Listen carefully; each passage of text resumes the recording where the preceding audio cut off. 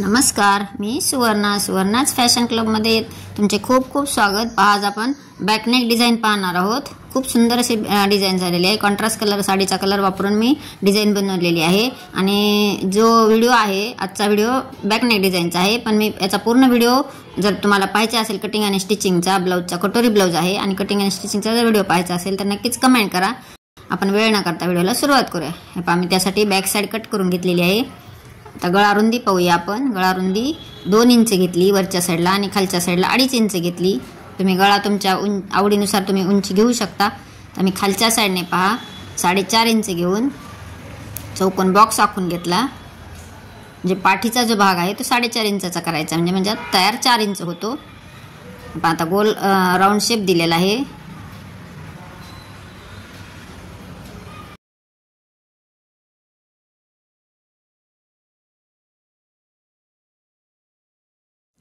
जसा आखला आहे तसा कट करून घ्यायचा।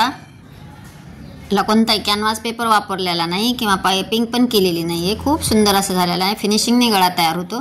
तर त्याची कशी फिनिशिंग करायची हे पाहूयात। पाहता मी उलट्या साइड खालचा जो मेन फॅब्रिक आहे ते सुलट ठेवले आणि सुलट भागावर अस्तर ठेवलेले आहे।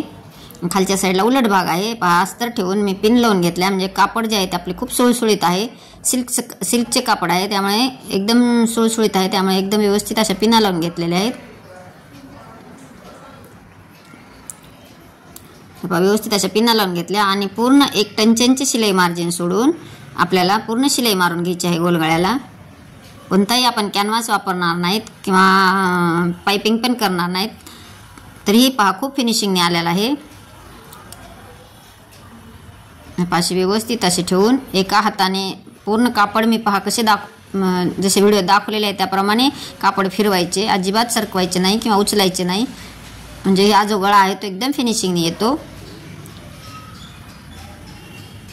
पहा किती सुंदर असा आलेला आहे। आता टाचण्या काढून घ्यायच्या आणि आपण जो गळा टिप मारलेली आहे तो कट करून घेऊयात।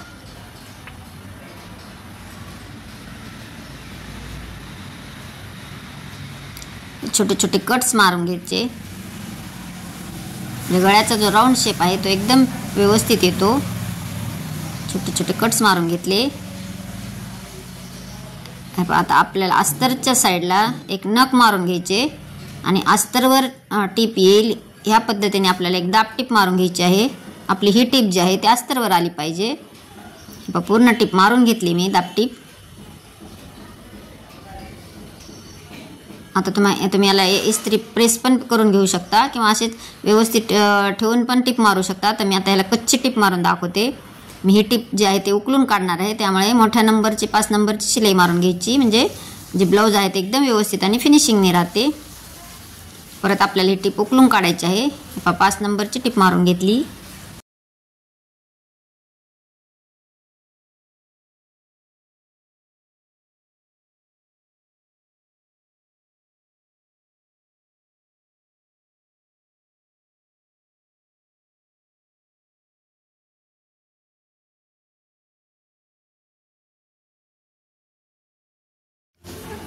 टिप मारून झाली। आता पूर्ण अस्तर आणि मेन फॅब्रिक जे आहे ते जॉईन करून घ्यायचे आणि एक्स्ट्राचे कापड कट करून घ्यायचे आहेत।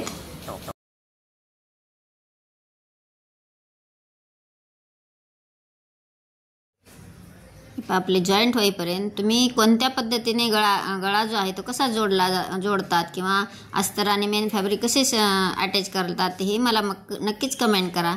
आपले अस्तर जॉईंट झाले। आता एक्स्ट्राचे कापड कट करून घेतले आणि व्हिडिओ तुम्ही कुठून पाहतात हे सांगायला विसरू नका। एकदम फिनिशिंगने आपली जी ब्लाउज आहे ते एकदम फिनिशिंगने आलेले आहे। आता आपण टक्स मारायचे आहे। टक्स मारताना व्यवस्थित ठेवून घ्यायचे। जो शोल्डरचा भाग आहे तो शोल्डरचा भाग बरोबर मध्यभाग घ्यायचा आणि अर्धा इंच खालच्या साईडला आणि वरी उभा जे आहे ते 4.5 इंचाचा घेतलेला आहे। तुम्ही उंचीनुसारही टक्स कमी जास्त करू शकता।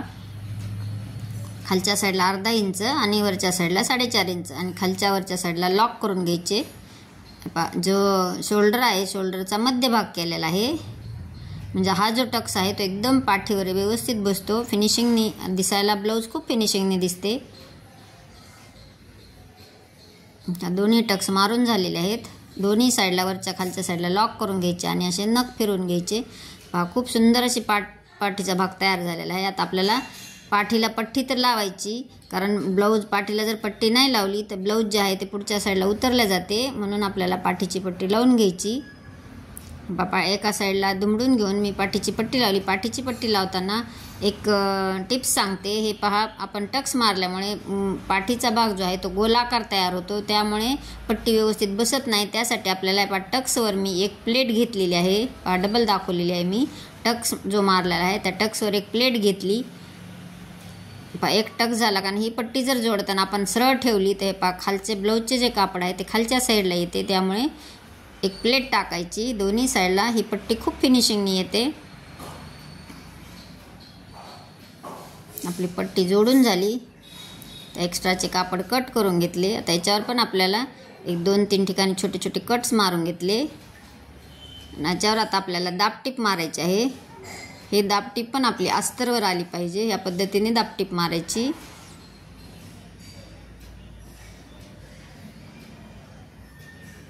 एका दाबटीप मारून झाली। आता आपण आतल्या साईडला 5 नंबरची शिलाई करून आतल्या साईडला पूर्ण अशी मुडपून घ्यायची, कारण आपल्याला तुरपाई करायची आहे।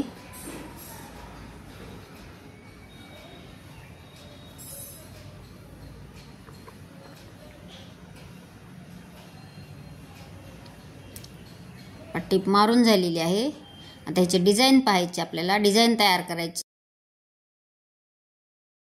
त्यासाठी पहा मी साडीतली पट्टी काढून घेतलेली आहे, तर 2 बाय 2चे असे तुकडे कट करून घेतलेले आहेत चौकोनी। हे पहा त्याची त्रिकोणी घडी घातली, परत एक डबल घडी घातली, डबल त्रिकोण घडी घातली आणि परत अजून एकदा तिसरी घडी घातली। अशा प्रकारे त्रिकोण तयार करून घेतले।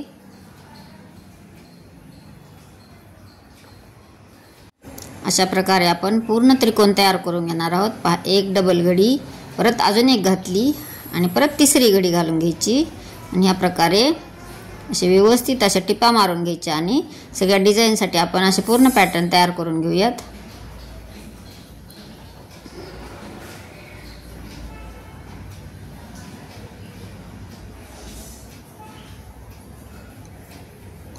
थोडेसे एक्स्ट्राचे खालच्या साईडला आलेले आपण कट करून घ्यायचे, जे त्रिकोण आहेत ते एकदम व्यवस्थित आणि फिनिशिंगने राहतात। मी सगळे त्रिकोण तयार करून घेतलेत। आता आपण जॉईंट ब्लाऊजला कसे अटॅच करायचे ते पाहूयात। 1-1 इंचाची शिलाई मार्जिन ठेवून मी पूर्ण निशाणी करून घेतली। खूप सावकाश पद्धतीने व्हिडिओ दाखवलेला आहे, तुम्ही स्किप करू नका, म्हणजे तुमच्या संपूर्ण लक्षात येईल। हे पहा पूर्ण अशी रेष ओढून घ्यायची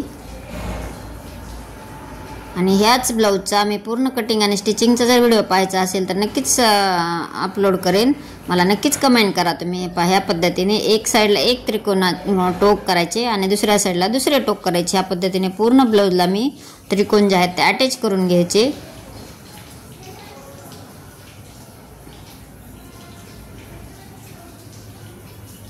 असे व्यवस्थित असे पूर्ण व्यवस्थित जास्त शिलाई मार्जिन न सोडता, पण आपला कपडाही उसवला गेला नाही पाहिजे, ह्या पद्धतीने आपण टिप मारून घेतली।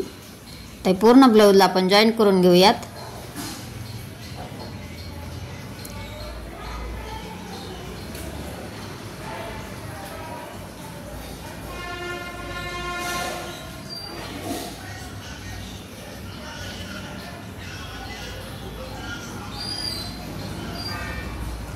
पूर्ण ब्लाऊजला जॉईंट जे त्रिकोण आहेत ते जॉईंट झाले। आता ह्याची डिझाईन कशी करायची ते पाहूया। एक्स्ट्राचे जे कापड थोडेफार एक्स्ट्रा आलेले असते टिप मारण्यात ते कट करून घ्यायचे। आता त्याची डिझाईन तयार करायची आहे। असा पाकळीचा जो मधला भाग आहे तो असा उकलून काढून याला शिलाई टाके घालायचे, किंवा ह्याच्यावर एक तुम्ही मणी पण लावू शकता, पण मी मणी न लावता फक्त टाके घातलेले आहेत। सुई दोऱ्याच्या सहाय्याने याला टाका मारायचा, म्हणजे ही जी पाकळी आहे आपली ती एकदम खूप छान बसते आणि दिसायला डिझाईन खूप सुंदर दिसते। आणि ब्लाऊजचा जो कलर आहे कॉन्ट्रास्ट कलर असल्यामुळे डिझाईन खूपच सुंदर दिसत आहे। ह्या पद्धतीने पूर्ण डिझाईन करून घ्यायची।